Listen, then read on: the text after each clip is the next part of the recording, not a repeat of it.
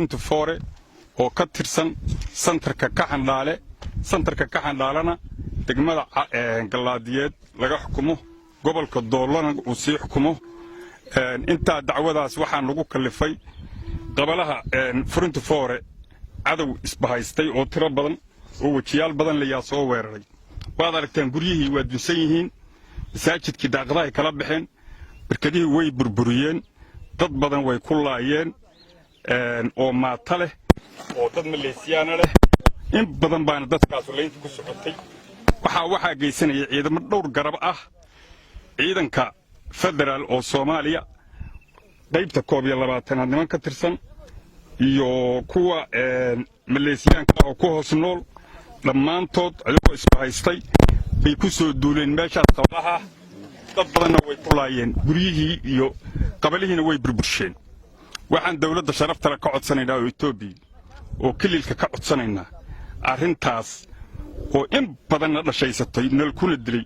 intaasna dawladdu arkaysay wax markaat ma doontaan ah in nal ka soo gaaro in dhibaatada nal ku sameeyeen laga tilaabo qaado dawladda federaal oo Itoobiya yaanu shacabkeedinahay maalin walbana waxa uma dulqaadan karno dulqaadkayagii wuu dhamaaday hanal ka soo gaaro waxaan taagnahay qabalaha la yiraahdo furunti foore calanka hoostiisa ma taagnahay waxaan ka camanaynaa oo dacwo aanu ka nahay dawladda Soomaaliya hadday shacabkeeda tahay iyo hadday dawladda ay tahayba hadday federaal ay tahay ciidamada federaalka iyo hadday tahay ciidamada nisada la yiraahdo iyo haddii la yiraahdo kuwa la yiraahdo Bangaraafka iyo kuwa la yiraahdo Galmudug iyo qabiilaad ay tasiilaadka siiyaan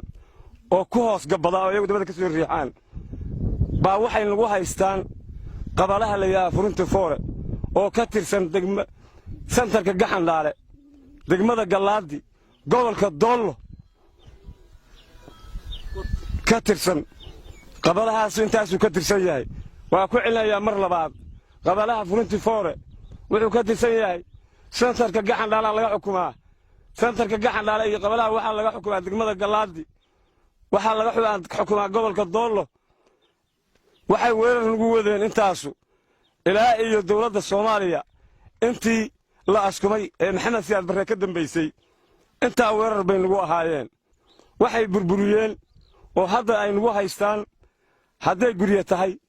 hadday waxbarasho tahay hadday xarun caafimaad tahay hadday baraag tahay maca waxay gubeen quracyadii iyo dhirtii bay gubeen masaajidkii calankii inta waa gubeen waxay noo saaran yihiin hadda qabalaha aan ka hadlayo calankiisa hoos taagnaay madama 1 kiiloomitir inta ay noo fadhiyaan waxa ku dhintay saraakiil federaalka ah xiiray ninka la yiraahdo boorre waa ku dhintay weerarka koobaad buu watay ciidanka koobaad oo federaalku watay haddana geedka waxaan loo saaran xidig afka la haya ninka la yiraahdo oo labaduba waa laba kabtan oo federaalka ah qabalaha furunti foore oo Itoobiya baan joognaa waxa qabalaha Itoobiya ka dhacay dagaal waxa soo weeraray dad Soomaaliya ka soo duulay oo ay kamid yihiin saraakiil ciidamada militariga ah watay oo ku dhintay oo ay kamid yihiin xiiray boorre iyo kuwa kale badan oo kaftana xiiray boorre oo kaftana waxa jira kuwa hadda jooga oo federaalka laftirkoodu waxay weerar ku yihiin dalka Itoobiya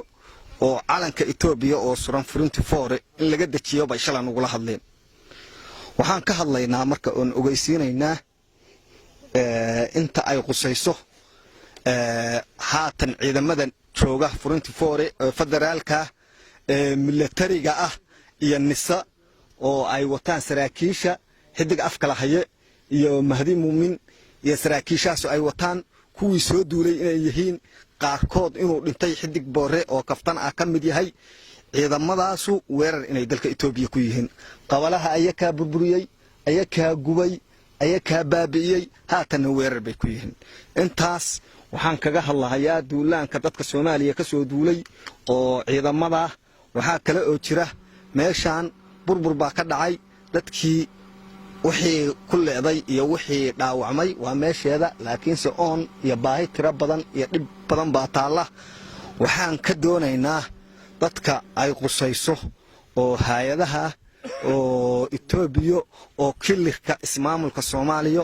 waxaan ka rabnaa inay xaaladaas arkaan dal Itoobiya inaan loo dayicin dadaan xaq ku lahayn waxaanu sheegaynaa oon cadaynaynaa dadka hadda Itoobiya jooga inaysanba hadda 10 kilomitir annaka Itoobiya ay naga xigta koonfurta dadka joogana oo hadda inaysanba xaq u lahayn inay ka shaqeeyaan dadkii xaq u lahaa waxa weeye kilirka iyo federaalka Itoobiya ciidamada Soomaaliya oo haatan olka hoosta ku wata oo ayagu ku dhimanaya inaysan joogin inaan dawladdu aysan ka indha qarsan waxaas inaan kilirku ka indha qarsan inay arkaan oo si cad ay uga hadlaan oo iskaga qabtaan meesha waxaa ka dhacay gumaadkaas wuxuu ku dhacay shacabkii deganaa centerkaas waxaa la burburiyey guryihii waxaa la burburiyey baraagihii waxaa la laayay dadkii waxaa la barakiciyey dadkii deganaa waxaa la qabsaday oo inta lagu soo duulay la qabsaday gudihii deegaanka Itoobiya ilaa 10 kilomitir baa dadkaas qabsadeen waxay ka yimaadeen dadkaas gudaha Soomaaliya bay ka yimaadeen waxay ka soo duuleen Cadaado Hobyo Qalinsoor iyo meelo ka shisheeya waxa weeye waxaanu nahay anagu dadkii shacabka ahaa oo deegaanka deganaa oo reer Furunti Foore ahaa oo reer Qorf ahaa baanu nahay iyo dacdeer qabalayaalkaas degan oo reer centerka Gaxandhaal hoos taga annagu waxaan nahay dad la dayacay oo degmadu dayacday galaadiyeed oo aan la ogeyn waxa ku dhacaya wali ilaa hadeer aan biyo haysan aan difaac haysan aan dawladdii iyo militarigii aad noogu dhow yihiin oo aysan ogeyn militariga kale oo nalaynaya waxaana laayay militarigii qaybta 21aad ciidamadii nabad sugidda kuwii booliska inta dagaalka kuma kala maqleen saraakiil baa ku dhimatay kuwa ku dhaawacmay kuwa hadda nagu hareeraysan oo 1 kilomitir noo jira